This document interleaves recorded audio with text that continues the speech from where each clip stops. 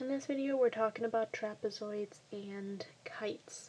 So a trapezoid is a type of quadrilateral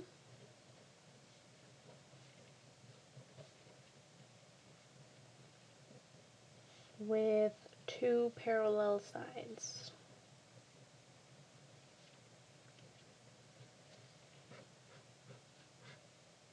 Usually they look like this, the top and bottom are parallel. The bases are the two parallel sides, and the legs are the non-parallel sides. The base angle are the pair of angles adjacent to a base. And an isosceles trapezoid is a trapezoid whose non-parallel opposite sides are congruent. Alright, we have another theorem. This time it's 619. This one says that if a quadrilateral is an isosceles trapezoid,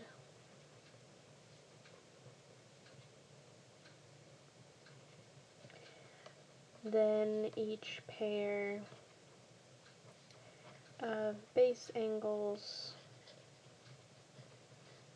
is congruent.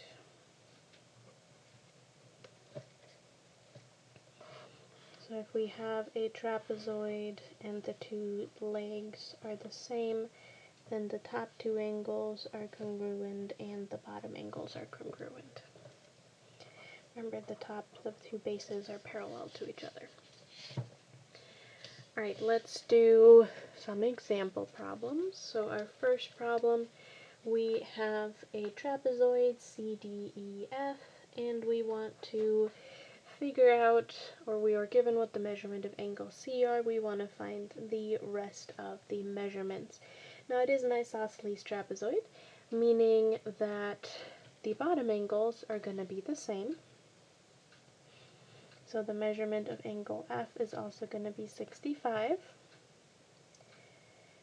And then since all four of the angles are going to be equal to 180, half of them, so only these two, are going to equal up to 180. So the measurement of angle C plus the measurement of angle D has to be equal to 180. We know that C is equal to 65. Subtract 65 from both sides, the measurement of angle D is 115, which then means that the measurement of angle E is also 115. Alright, in here the picture is a little bit dark. That did not make it better. That'll do. It's a fan and it has a triangle in there. It gives us the angle up here. And all of these down here are basically, I can pull it out, isosceles trapezoids, with these two being the same size. We want to figure out what the measure of this angle over here and that angle up here are. Now the measurement of angle 1, which is the angle up at the top, right, so if we connect this, make it a triangle, angle 1 is up here. The measurement of that angle is 360 divided by 20 because there are 20 sections. So that angle has a measurement of 18 degrees. Now since technically this is one big triangle, the 18 plus x has to be equal to 180. Right, so if we use the very big triangle on the outside, this part, we get this formula. So then we have 18 plus 2x equals 180. Subtract 18, We have 2x equals 162, divide by 2, x is going to be 81. And then again, half of my trapezoid has to equal to, or the angles have to equal to 180, so 81 plus y has to equal 180, subtract 81 from both sides, y is going to be 99 degrees. Alright, moving on, we have a couple more theorems here at the top. We're looking at theorem 620 this time. This one says that if a quadrilateral is an isosceles trapezoid,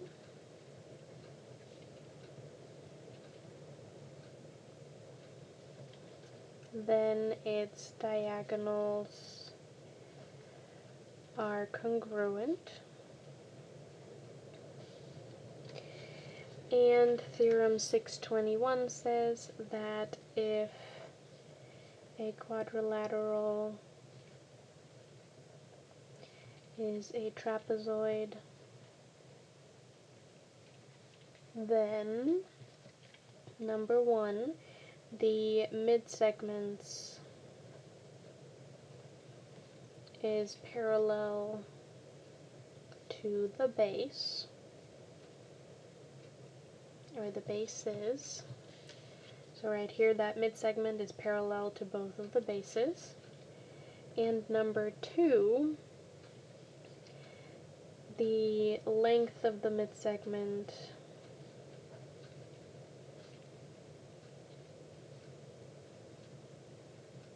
is half of the sum of the lengths of the bases.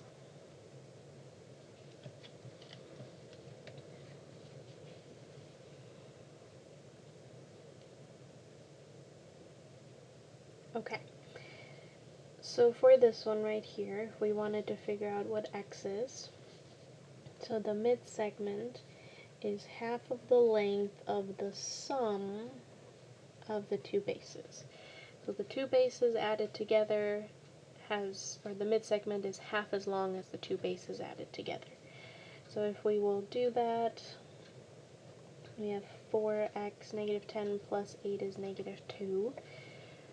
We can multiply that by a half.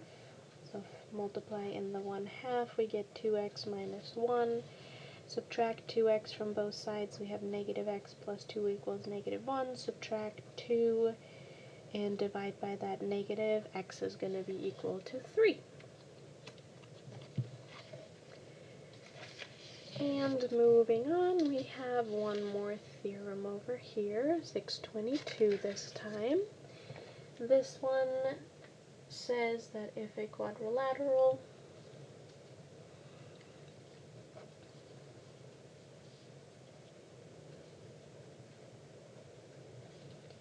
is a kite, its diagonals are perpendicular.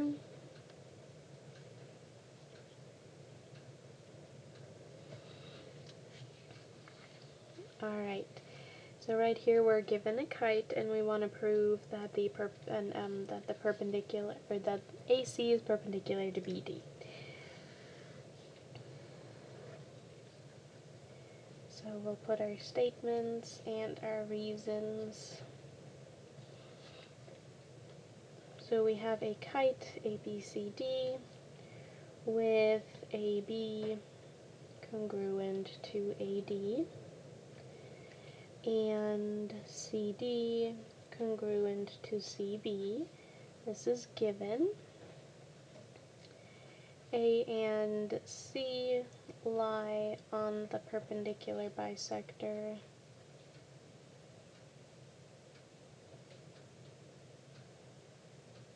of BD. This is the converse of perpendicular bisectors again.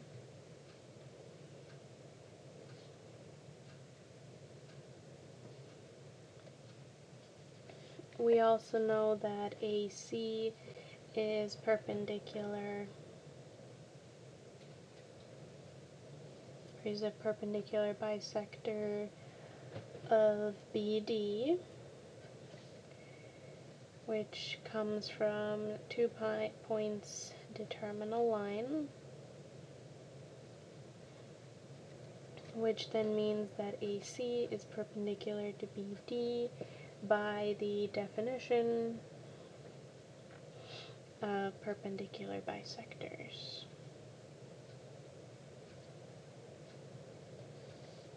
You may have noticed the proofs this chapter are slightly more confusing than what we've done so far. So if they seem a little strange, don't worry too much about it. Your test will have very, very few to none of them on there. Alright, we have a quadrilateral at the bottom. It's a kite, and we want to figure out the angle measurements. So first of all, the angle NKM, or is equal to angle 3, which is 36. So NKM is the one that's labeled, that's 36. It's equal to angle 3, so both of them are 36. The measurement of angle 1 is 90 degrees because the diagonals of the kite are perpendicular.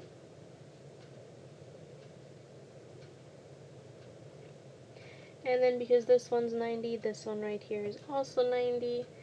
So then 90 plus the measurement of angle 3, which was 36, plus the measurement of angle 2 has to be 180 because that's a triangle over here.